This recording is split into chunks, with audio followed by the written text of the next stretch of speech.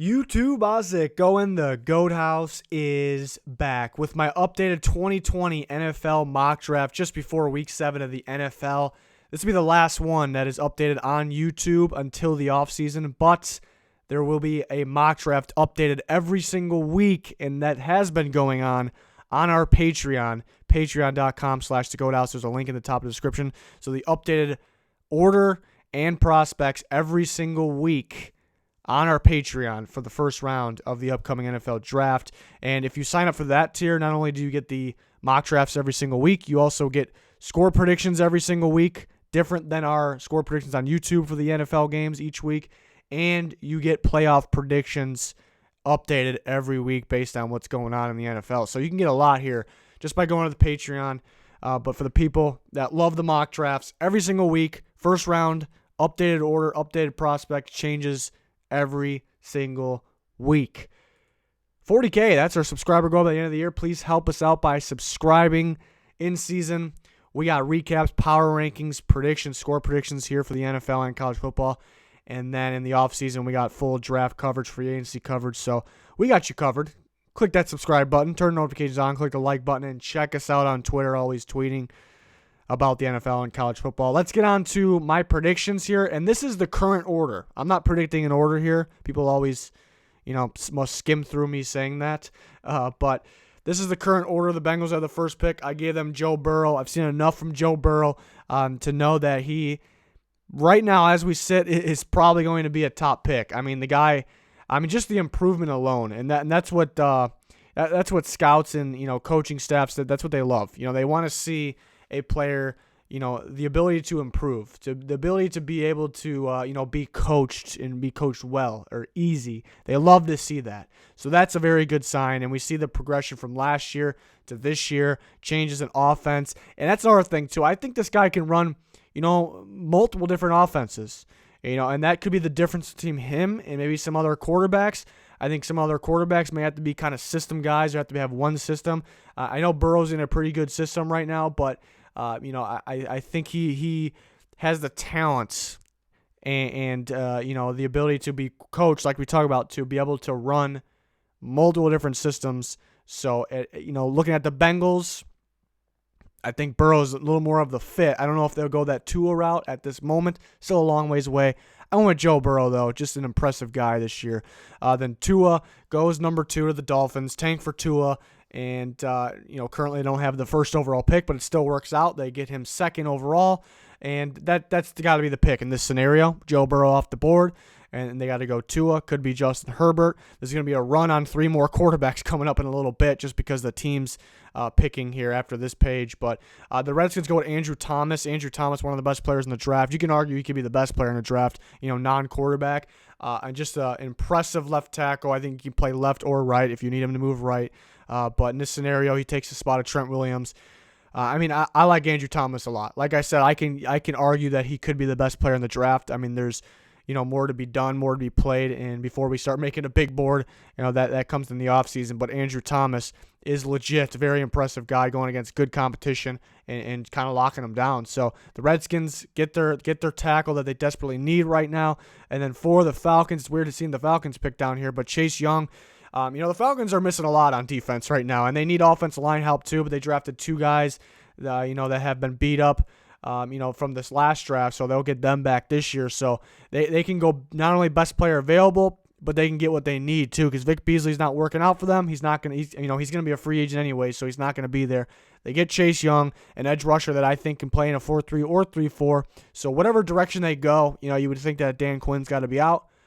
Chase Young is going to fit anybody, so it works out. The Jets go Jeff Okudah. They get that cornerback that they need. This defense is looking scary for the future. Looks like a real good defense, but what do they need? They need an edge rusher, and they need a corner. And here they get a corner that's worth it. He's a playmaking corner, and he can be a lockdown corner. He early on in his career, he'll get the targets. Quarterbacks will go after him. He'll get his playmaking ability out there. He'll cause a couple turnovers. He can be more than a couple, and he can be then a lockdown corner, extremely athletic. Another one of those guys that we've seen major improvement from, and that's what coaches love to see. That they can coach them and continue to groom them with their potential. So the Jets grab him. The Jags go Isaiah Simmons, one of my favorite players in the draft, just a freak guy. And usually you see these freaky athlete guys at linebacker, and the question is, do they have the strength? Do they have the power? Do they have the instincts? Are they just an athletic, body in there? And the question, to answer all those questions, I think Simmons has all that. He has the range, he has the instincts. Strength isn't a problem either with this guy. You would think a guy that's that athletic that he would have some sort of problem there. But the Jags, they definitely can go with another linebacker here. They have Miles Jack. Telvin Smith's out for this year. We don't know the situation going forward. Even with those guys, I think you add Simmons to that group, and you have a pretty dominant group. And Simmons is a good blitzer too. I mean, adding him to be able to blitz up the middle, and then having Josh Allen, obviously, and Ngakoue on the outside, Calais Campbell mostly coming from the inside. It's just ridiculous to think about. That's a game-changing front right there. The Browns, if they had the 7th pick, which they do right now, Tristan Wirfs with the 7th pick, tackle, to me, that you can put at left or right, and that's a pretty obvious pick there. They would love to get their hands on Andrew Thomas. I'm not going to predict any trades. Wait to really start doing that, but I think we can. When it comes down to it, I think we're going to see trades up top for, those two quarterbacks, some of the other quarterbacks that we're going to talk about, and a guy like Andrew Thomas. I think teams are going to be fighting over a guy like that because it's a pretty good line class, but Thomas, clearly the top, elite tackle prospect. Browns could use Wirfs there. Definitely need a tackle to protect Baker. That's been a problem. The Dolphins at 8 get Jerry Jeudy. Yeah, another team that could use an offensive lineman. 2 gone at this point, and Judy's the best player available, which is also a need. And you get Tua's teammate there from Alabama, so that makes a lot of sense there. Jeudy going to the Dolphins. I think a safe receiver. He can do it all. Very athletic. Can get open. Usually the bust receivers are the guys that just can't get open or can't figure out routes, can't figure out, he can't read the defense. Are they in cover 2? Are they in man? Some receivers really struggle with that. Jeudy, to me, I don't think will have a problem with any of that. We'll see how he reads defenses at the next level. I guess that's why it's always kind of a mystery in that aspect. But in terms of getting separation, running routes, he'll be just fine in that category. The next 8 picks, the Giants at 9, they go Grant Delpit. They pair him with Jabril Peppers there, the safety duo of the future. Love Delpit's game, love his instincts, he's athletic, flies around the field. The only thing is, if we fast forward to draft time and he did drop a little bit, he's still going to go in the first round, but if he dropped a little bit, I can see it because he does need to gain some size, some strength, and we know how scouts and NFL, executives, people in the front office overreact from, size, To me, it's not a huge deal, but I can see it. But I like Delpit's game a lot. But the Giants, I don't think would be afraid to take him. They pair him with Peppers. And then we see a run on quarterbacks here. And teams will reach, whether you think, I bet you think a couple of these quarterbacks you see next shouldn't go this high. And I could agree with you, but I think they will. I think they will, and they can even go higher. And the reason, it looks weird having 3 quarterbacks go in a row there, but the reason for it is just who's picking there and who's left on the board. I think these group of teams right here, we could see trade up. The Chargers, Phillip Rivers starting to decline a little bit, and he's not, even if he's their quarterback next year, the year after, he's not going to be around forever. When are they going to be picking this high? This is a scenario where it's the current order. I don't know if they'll actually be picking this high. If they have a chance to take Justin Herbert, who should be well into the top 10 for me, that's not one of those guys I was talking about in terms of people may think he should go lower. Herbert can play. The guy can play. I think Oregon's holding him back a little bit. Chargers would jump all over this. I even like Tyrod Taylor. I think he should be a starter, and he's currently a backer for the Chargers, but he's not going to be around forever. When are you going to get a chance to get a guy like this? And the Titans go with Jordan Love, quarterback, Utah State. And, there's mixed feelings on Jordan Love, and I've kind of been a part of that, both sides. I like this guy's upside a lot. He has his moments where, those wow moments, makes you get out of your seat and just, you're in awe about, the throw he just made. The ability to throw on the run, the arm strength is ridiculous, and he'll make some darn accurate throws downfield, but then he'll have his moments where it's like, what are you doing? That's a wide open, easy pass. You're missing it. I want to see him hit those out routes more. There's been crucial third down out routes I've noticed a lot from Utah State. It's a perfect play, and he just kind of whips it out of bounds because he's throwing as hard as he can. So I think you can tone that down a little bit and you can fix it. His receivers have a lot of drops this year. So if you're not watching Jordan Love, his offensive line ain't helping him, and the receivers for sure aren't helping him at all. For me, Jordan Love actually reminds me a little bit of Mariota in terms of throwing motion, the way he moves a little bit. He's not going to be as fast as Mariota, not too far off. He's pretty darn athletic, and that's what I like about him too. The way he moves on the run kind of reminds me a little bit, but what does he have that's extra? Arm strength, downfield throws, at this point of his career, already better than Marcus Mariota. So I think the Titans will love that.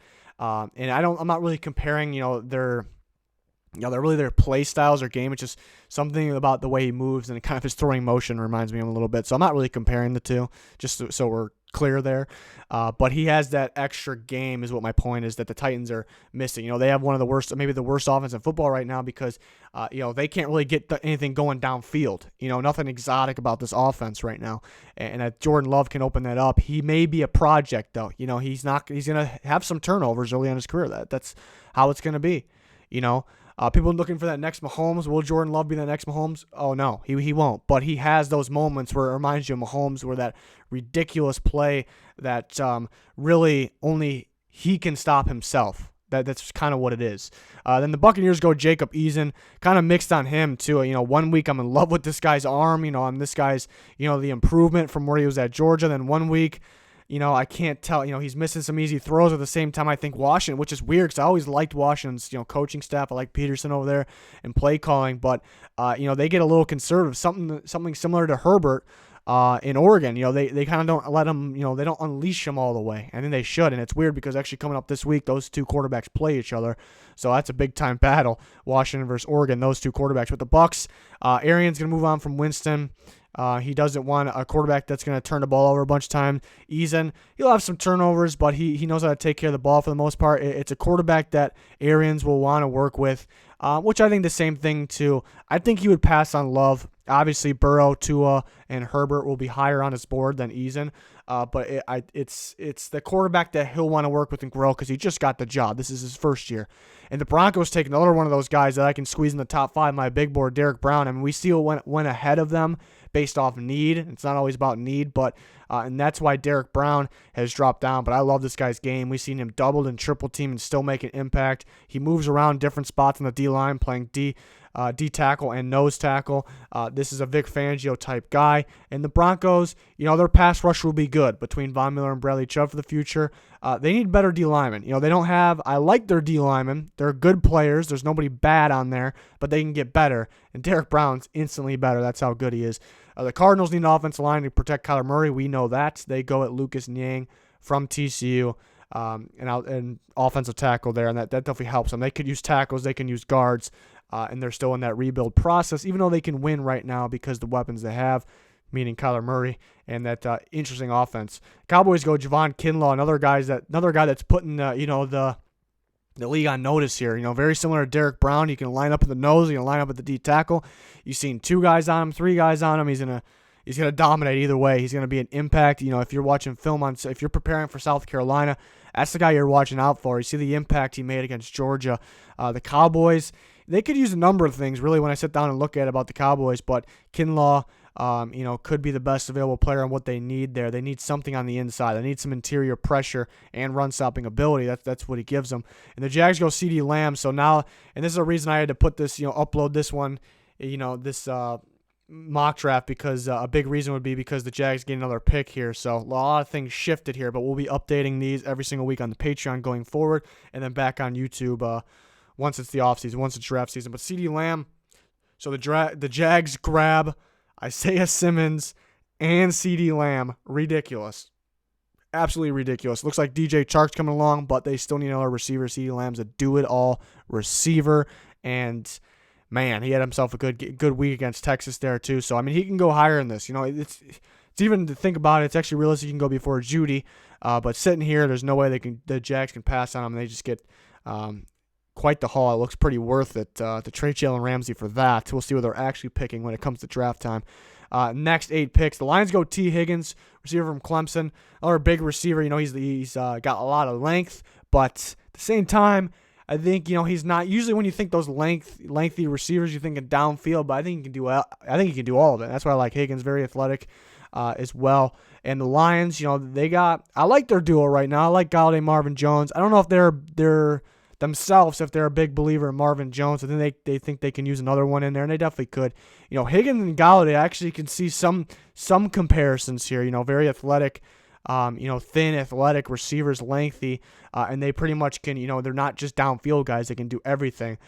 So I think having two of those guys that can do everything, is big time, and that makes that offense a lot better.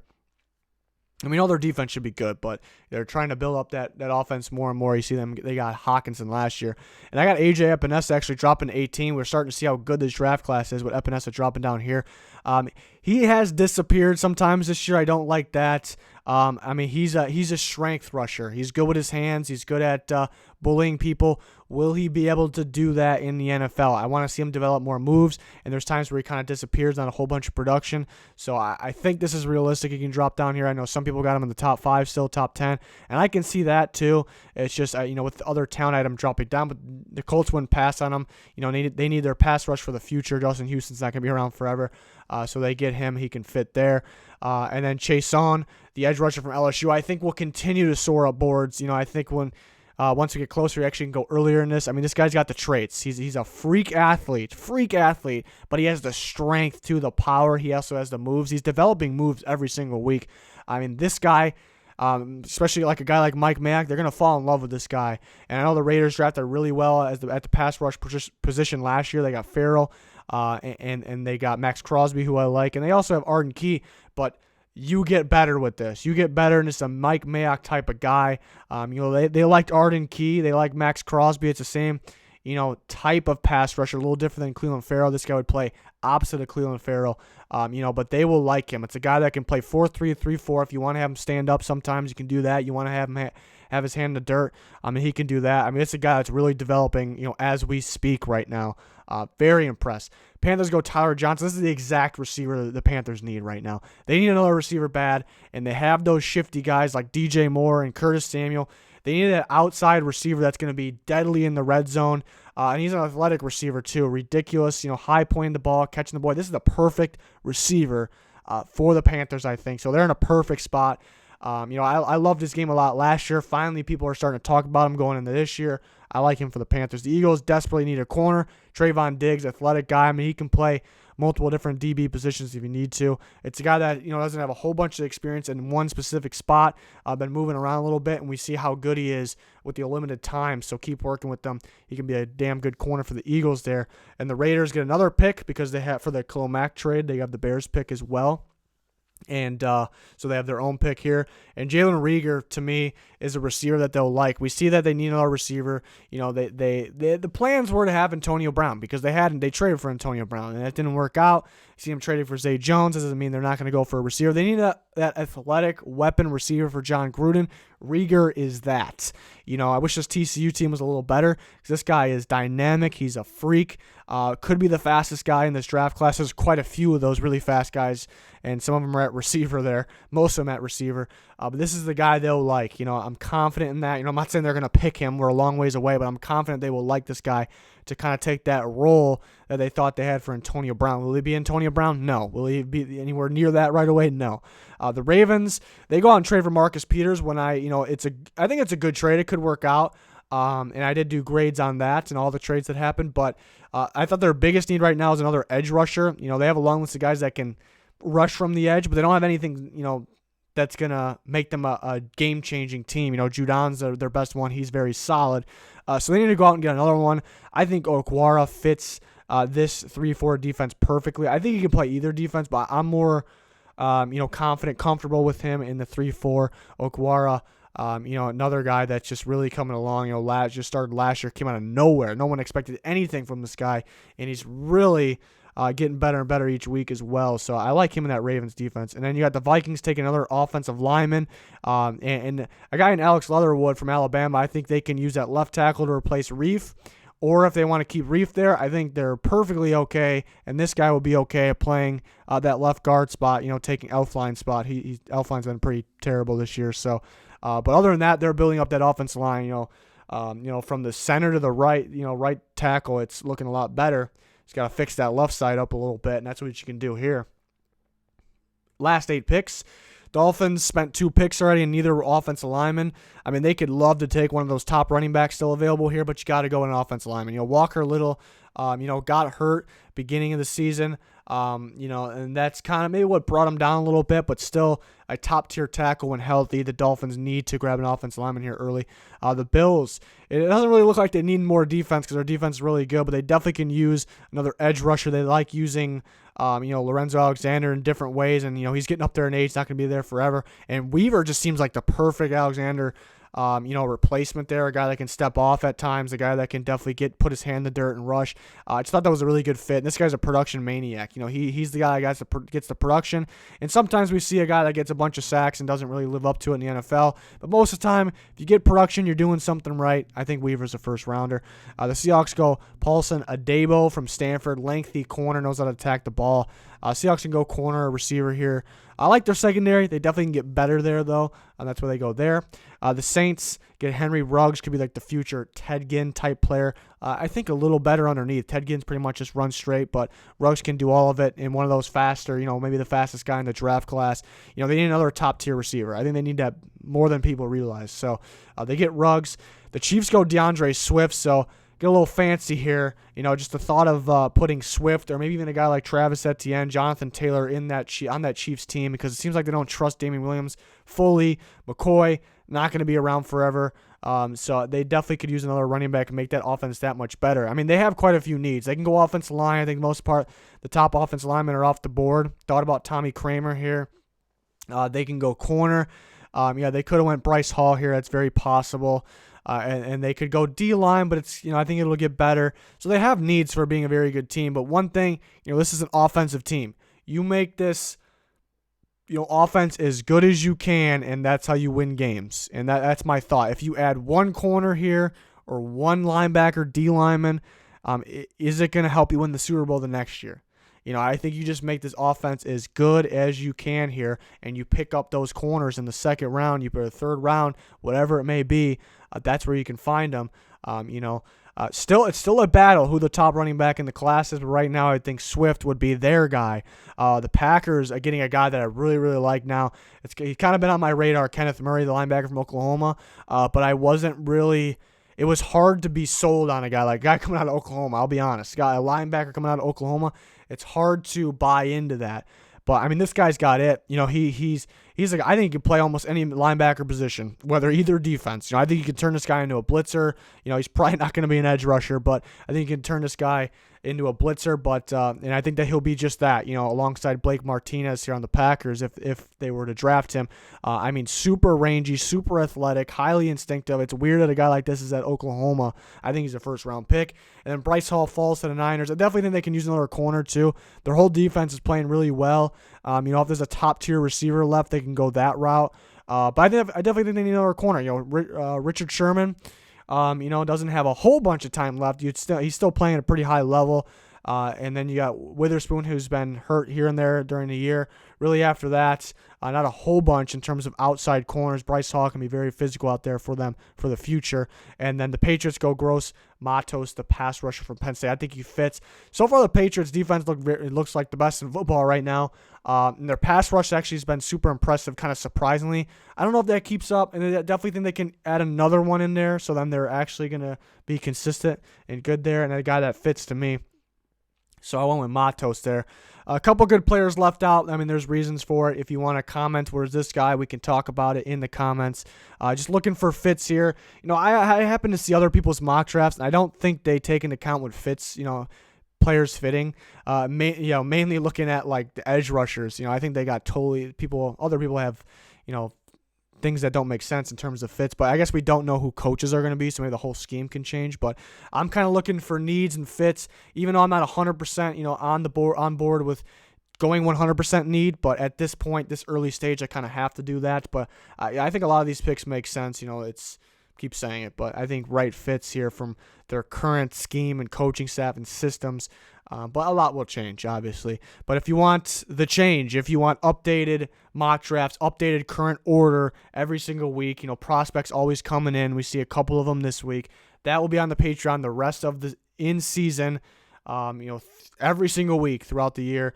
And then as soon as we get to the draft season, then the videos will be back. But this is, for sure going to be the last video actually on YouTube. But again, always updating my mock drafts on that Patreon. And you get plenty more, so check it out. Click that subscribe button, click the like button. Thanks everyone for watching. That's going to do it for this one. Goodbye.